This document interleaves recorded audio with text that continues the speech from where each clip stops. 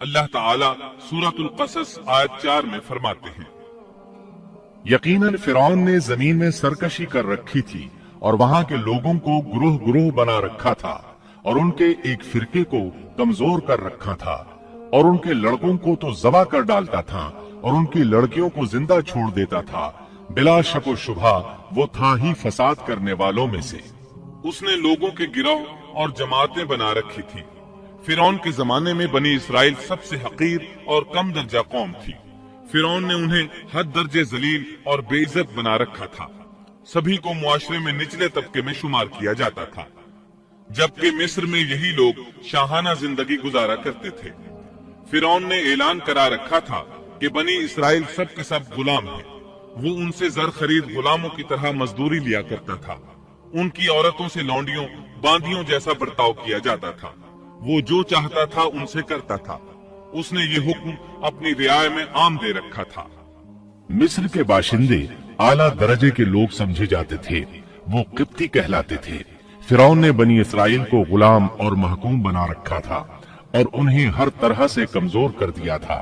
اللہ تعالیٰ سورۃ القصص آیت 4 میں فرماتے ہیں، اور اس نے ان میں سے ایک فرقے کو کمزور کر رکھا تھا۔ بنی اسرائیل اس ذلت سے نجات پانے کا انتظار کر رہے تھے، اور اس کی وجہ یہ تھی کہ انہیں ایک بشارت ملی ہوئی تھی۔ اس کے مطابق ان کا نظریہ تھا کہ فرعون کے گھر سے ایک بچہ نکلے گا جو انہیں نجات دلائے گا، اور یہ بھی بیان کیا جاتا ہے کہ یہ بشارت انہیں اس طرح ملی تھی کہ خود فرعون نے خواب دیکھا تھا کہ بیت المقدس سے آگ نکل کر مصر کی جانب بڑھتی چلی آ رہی ہے۔ وہ آگ مصر میں موجود تمام لوگوں کو جلائے ڈالتی ہے، مگر اس آگ سے بنی اسرائیل کے گھر محفوظ رہتے ہیں۔ فرعون نے اس خواب کی تعبیر کاہنوں سے پوچھی۔ وہ کاہن اس کے نزدیک عالم تھے۔ انہوں نے خواب کی تعبیر یہ بتائی کہ بنی اسرائیل میں ایک بچہ ایسا پیدا ہونے والا ہے جس کی وجہ سے مصریوں کی ہلاکت ہوگی۔ یہ تعبیر سن کر فرعون ڈر گیا۔ تب اس نے ایک خوفناک حکم جاری کیا، بنی اسرائیل میں جو بچہ پیدا ہو اسے قتل کر دیا جائے۔ اللہ کی قدرت دیکھیے کہ ہارون علیہ السلام اس سے پہلے پیدا ہو چکے تھے اور موسیٰ علیہ السلام کی والدہ امید سے تھی۔ فرعون نے اپنا حکم یوں جاری کیا تھا کہ اگر ان کے ہاں بیٹے پیدا ہوں تو انہیں قتل کر دو، بیٹیاں پیدا ہوں تو انہیں زندہ چھوڑ دیا جائے۔ چنانچہ ایسا ہی کیا جانے لگا۔ ہر نو مولود بچے کو قتل کیا جانے لگا، بچیوں کو چھوڑ دیا جاتا۔ یہ تھا بچوں کو ذبح کرنے کا حکم جو بنی اسرائیل میں شروع ہوا۔ اس کا طریقہ انہوں نے یہ اختیار کیا کہ ہر حاملہ خاتون کی نگرانی شروع کر دی۔ دایا عورتوں کے ذمے یہ ڈیوٹی لگائی کہ حاملہ مستورات کی اطلاع دیں گی، اور جو دایا اطلاع نہ دیتی اسے بھی قتل کر دیا جاتا۔ اس طرح فرعون اور اس کے وزیروں کو ہر نو مولود سے باخبر رکھا جاتا تھا۔ ان دنوں سیدنا موسیٰ علیہ السلام کی والدہ اپنے حمل کے ابتدائی دنوں میں تھی۔ انہوں نے اس بات کو چھپائے رکھا اور دایا کا کام کرنے والی عورتوں سے بھی خود کو چھپائے رکھا، یہاں تک کہ درد ذہ کا وقت آ پہنچا اور انہوں نے بچے کو جنم دیا۔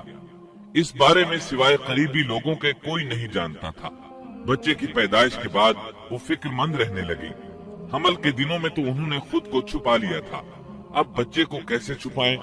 پھر بھی اپنی پوری کوشش کرتی رہیں، یہاں تک کہ ان کے پاس اللہ کا حکم آ گیا۔ یہ حکم اللہ نے ان کے دل میں ڈالا تھا، یعنی القاء کیا گیا تھا۔ یہ وہ وحی نہیں تھی جو پیغمبروں پر آتی ہے۔ سورۃ القصص آیت 7 میں ہے، اور ہم نے موسیٰ کی ماں کو وحی کی کہ اسے دودھ پلاتی رہ، اور جب تجھے اس کی نسبت کوئی خوف معلوم ہو تو اسے دریا میں بہا دینا، اور کوئی ڈر خوف یا رنج غم نہ کرنا، ہم یقیناً اسے تیری طرف لوٹانے والے ہیں اور اسے اپنے پیغمبروں میں بنانے والے ہیں۔ مطلب یہ تھا کہ جب تفتیش اور تحقیق شروع ہو یا خطرات بڑھ جائیں تو اسے دریا میں ڈال دیں۔ امام اسمعی رحمت اللہ علیہ نے ایک بچی کو چند اشعار گنگناتے سنا تو کہنے لگے ان اشعار میں کتنی فصاحت ہے۔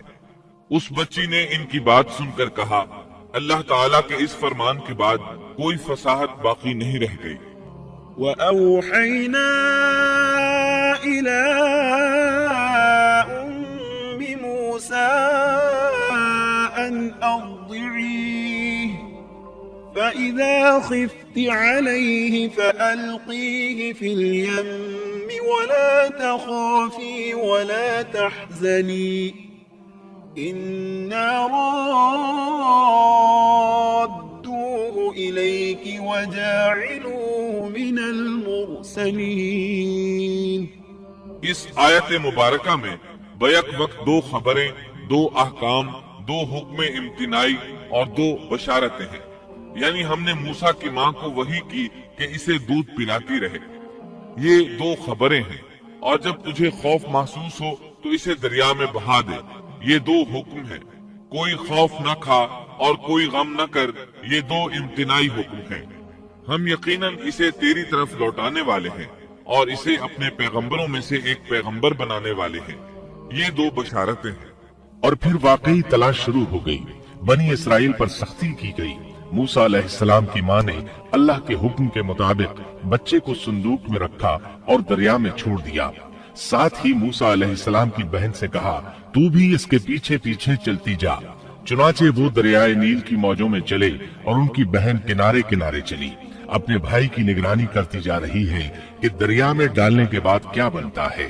اللہ تعالیٰ سورۃ القصص آیت 11 میں فرماتے ہیں، موسیٰ کی والدہ نے ان کی بہن سے کہا تو اس کے پیچھے پیچھے جا، تو وہ اسے دور ہی دور سے دیکھتی رہی اور فرعونیوں کو اس کا علم بھی نہ ہوا۔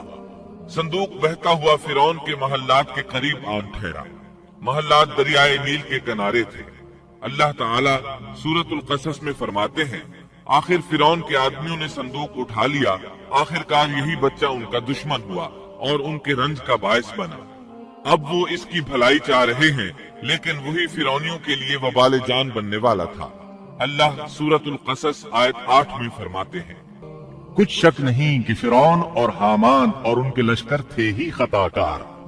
فرعون کی بیوی نے فوراً پہچان لیا کہ یہ بچہ بنی اسرائیل میں سے ہے، چنانچہ اس نے کہا وقالت امرأة فرعون قرة عين لي ولك لا تقتلوه عسى أن ينفعنا أو نتخذه ولدا وهم لا يشعرون۔ اور فرعون کی بیوی نے کہا یہ تو میری اور تیری آنکھوں کی ٹھنڈک ہے، اسے قتل نہ کرو، بہت ممکن ہے یہ ہمیں کوئی فائدہ پہنچائے یا ہم اسے اپنا بیٹا ہی بنا لیں، اور یہ لوگ شعور ہی نہیں رکھتے تھے۔ مطلب یہ کہ اس پورے معاملے میں اللہ تعالیٰ کی تدبیر سے انہیں آگاہی نہیں تھی۔ اس پر فرعون نے کہا یہ صرف تیری آنکھوں کی ٹھنڈک ہے، میری نہیں۔ میں نہیں چاہتا بنی اسرائیل کا کوئی بچہ میری نگرانی میں پلے، لہٰذا یہ صرف تیری ہی آنکھوں کی ٹھنڈک ہے۔ ابن عباس رضی اللہ عنہما فرماتے ہیں، اگر فرعون یہ بات کہہ دیتا کہ یہ میری بھی آنکھوں کی ٹھنڈک ہے تو اللہ تعالیٰ اسے ہدایت دے دیتا، لیکن اس نے یوں کہا یہ صرف تیری آنکھوں کی ٹھنڈک ہے، میری نہیں۔ اور پھر ہوا بھی یہی، موسیٰ علیہ السلام آسیہ کی آنکھوں کی ٹھنڈک بن گئے، فرعون کی آنکھوں کی ٹھنڈک نہ بنے۔ اللہ تعالیٰ سورۃ القصص آیت 10 میں فرماتے ہیں، اور موسیٰ کی والدہ کا دل بے قرار ہو گیا، یعنی اس کا دل موسیٰ علیہ السلام کی یاد کے علاوہ دنیا کی ہر چیز سے خالی ہو گیا۔ ماں کی محبت اور ماں کے دل کا حال ذرا دیکھیے، مصیبت میں اس پر کیا گزرتی ہے، وہ مہربانی جو ماں کے دل میں ہوتی ہے، وہ محبت جو صرف اسی دل کا خاصہ ہے۔ ہم مردوں کی جماعت اس کیفیت کو نہیں جانتی جو مصیبت کے وقت ماں کے دل پر گزرتی ہے۔ چنانچہ اللہ تعالیٰ فرما رہے ہیں، اور موسیٰ کی والدہ کا دل بے قرار ہو گیا، یعنی موسیٰ علیہ السلام کی محبت کے سوا اس دل میں اور کچھ نہ رہا۔ ہر وہ چیز جو اسے دنیا میں پیاری تھی موسیٰ کی محبت پر غالب نہ آ سکی، بس دل میں موسیٰ ہی موسیٰ تھے۔ اللہ تعالیٰ سورۃ القصص آیت 10 میں فرماتے ہیں، قریب تھی کہ اس واقعے کو بالکل ظاہر کر دیتی اگر ہم ان کے دل کو ڈھارس نہ دے دیتے، یہ اس لیے کہ وہ یقین کرنے والوں میں رہے۔ اب دیکھیے اللہ تعالیٰ کے کام، ان کے نور چشم کو کس طرح ان کی طرف واپس لوٹایا۔ بچہ جب محل میں پہنچا تو اس نے دودھ کے لیے رونا شروع کر دیا۔ اس کے پاس دودھ پلانے والیاں لائی گئیں، لیکن بچے نے کسی عورت کا دودھ نہ پیا۔ आखिर वो बच्चे को उठाकर बाहर लाए। अल्लाह आयत 12 में फरमाते हैं, और उनके पहुंचने से पहले हमने मूसा पर गायों का दूध हराम कर दिया था। जो औरत भी आपको दूध पिलाने की कोशिश करती नाकाम हो जाती। अब जाहिर है ये रुकावट तो अल्लाह ताला की तरफ से थी, कोई दूध पिलाने में कामयाब हो भी कैसे सकती थी। उधर मूसा अलैहिस्सलाम की बहन दूर खड़ी ये सब देख रही थी। सूरतुल कसस आयत 12 में है, ये कहने लगी, क्या मैं तुम्हें ऐसा घराना न बताऊं जो इस बच्चे की तुम्हारे लिए परवरिश करे और हों भी वो इस बच्चे के खैर खां। उन्होंने पूछा, ए बच्ची, तू कैसे जानती है कि वो इस बच्चे की खैर खाही करेंगी? बच्ची ने जवाब दिया, इसलिए कि वो एक गरीब घराना है। जब उन्हें मालूम होगा कि ये बच्चा फिरौन के घर से आया है तो उन्हें इनाम व इकराम मिलने की उम्मीद रहेगी। उस घर में एक नेक सीरत खातून है, वो इस बच्चे को बखुशी दूध पिलाना कबूल करेगी। उन्होंने कहा, चलो ठीक है। चुनाचे आपकी बहन उन्हें घर ले आई। वालिदा मोहतरमा ने बच्चे को दूध पिलाया तो आपने फौरन दूध पीना शुरू कर दिया। सैयदा आसिया ने उनकी तरफ पैगाम भेजा कि वो महल में आ जाए और जब तक बच्चा दूध पीता रहे वो उसके पास महल ही में रहे। लेकिन मूसा अलैहिस्सलाम की माँ ने इनकार कर दिया। उन्होंने कहा, मेरे अहलो इयाल हैं, मेरे खामंद भी हैं, लिहाजा उनके होते हुए मैं घर नहीं छोड़ सकती। अब चूंकि बच्चे ने किसी और का दूध पीना कबूल नहीं किया था, इसलिए वो खुद बच्चे को लेकर आते थे। इस तरह मूसा अलैहिस्सलाम की वालिदा का बेहद एहतराम होने लगा। फिरौन के हर कारे तोहफे तहाइफ उनके घर लाने लगे।